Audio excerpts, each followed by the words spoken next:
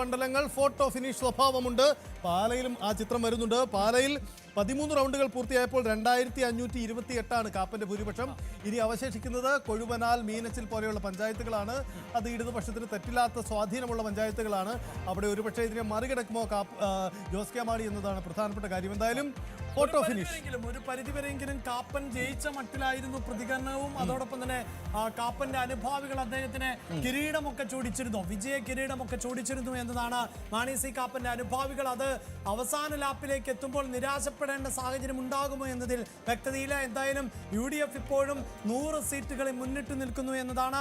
UDF 98, മറ്റുള്ളവർ 2 എന്ന കണക്ക്. അത് 100, UDF സാങ്കേതികമായി 100 എടുത്ത് മുന്നിട്ട് നിൽക്കുമ്പോൾ ഇപ്പോഴും LDF 40-ൽ താഴെ എന്നതാണ് എടുത്തു പറയേണ്ടത്. കഴിഞ്ഞ തവണ വിജയിച്ചതിന്റെ പകുതിയിൽ താഴെ മാത്രമാണ് ഇത്തവണ മുന്നിട്ട് നിൽക്കാൻ പറ്റുന്നത്. ഇതാ എം വിജിൻ വിജയിച്ചിരിക്കുന്നു കല്യാശ്ശേരിയിൽ നിന്നാണ്. വലിയ തിരിച്ചടികൾക്ക് ഇടയിലും എം വിജിനെ പോലെയുള്ള യുവ നേതാക്കളുടെ വിജയം. പക്ഷേ അതും ഈ സൂചിപ്പിക്കുന്ന പോലെ കല്യാശ്ശേരിയിൽ നിന്നാണ് ആ വിജയം എന്നതും എടുത്തു പറയേണ്ടതാണ്. പക്ഷേ മറ്റ് ഇടങ്ങളിൽ, പ്രത്യേകിച്ച് പാർട്ടിയുടെ കോട്ടകളിൽ അടക്കം നേരിയ ഭൂരിപക്ഷം മാത്രമാണ് ഇപ്പോഴും, അല്ലെങ്കിൽ നേരിയ ലീഡ് മാത്രമാണ് പല നേതാക്കൾക്കും ഉള്ളത് എന്നത് തന്നെയാണ് പാർട്ടി ഏറെ ആശങ്കപ്പെടുത്തുന്നത്. PK കുഞ്ഞാലിക്കുട്ടിയുടെ ഭൂരിപക്ഷം ഇപ്പോൾ 40,000 കടന്നിരിക്കുന്നു എന്നതാണ്.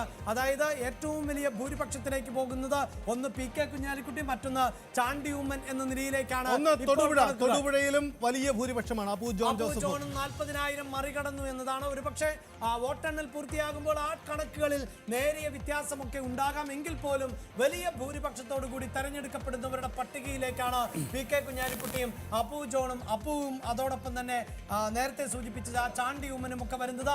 അതേസമയം ഫോട്ടോ ഫിനിഷിനായി കാത്തിരിക്കുന്ന നിരവധിയായ മണ്ഡലങ്ങളുണ്ട് എന്നതാണ് എടുത്തു പറയേണ്ടത്. അതിൽ തന്നെ നമ്മൾ സൂചിപ്പിച്ച കൊട്ടാരക്കര ഒരുപക്ഷെ ഫോട്ടോ ഫിനിഷിലായിരിക്കും ഫലമറിയാൻ പോകുന്നത്. അതെ, കൊട്ടാരക്കര അവശേഷിക്കുന്ന ഒരു ബാക്കി നിൽപ്പ്, ഒരു പ്രധാനപ്പെട്ട നേതാവിനെ സംരക്ഷിച്ചു നിർത്താൻ കഴിയുമോ എന്നത് കൂടി കൊട്ടാരക്കരയുടെ തെരഞ്ഞെടുപ്പ് ഫലത്തിൽ കൗതുകമാണ്. വട്ടിയൂർക്കാവിലും ഫലം ഇങ്ങനെ മാറി മറിയുന്നുണ്ട്, കഴക്കൂട്ടത്ത് ഫലം മാറി മറിയുന്നുണ്ട്.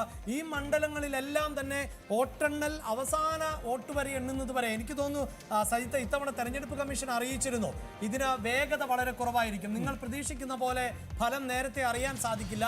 വ്യക്തതയ്ക്കും കൃത്യതയ്ക്കുമാണ് ഇത്തവണ ഊന്നൽ നൽകുന്നത്. അതുകൊണ്ട് വോട്ടെണ്ണലിന്റെ വേഗത അല്പം കുറയും എന്നതാണ്. ഇപ്പോഴത്തെ പുതുപ്പള്ളിയിൽ ചാണ്ടി ഉമ്മൻ വിജയിച്ചിരിക്കുന്നു എന്നതാണ് മറ്റൊരു വിവരം. ചാണ്ടി ഉമ്മൻ